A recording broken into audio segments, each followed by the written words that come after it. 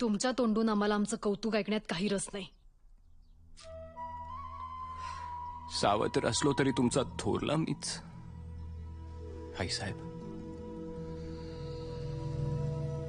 थोरले थोरले म्हणून तुम्ही रायगडावर इतका मिरवलत की थोरलेपणाच्या ओझ्याखाली माझा राजाराम नेहमी धाकलाच राहिला.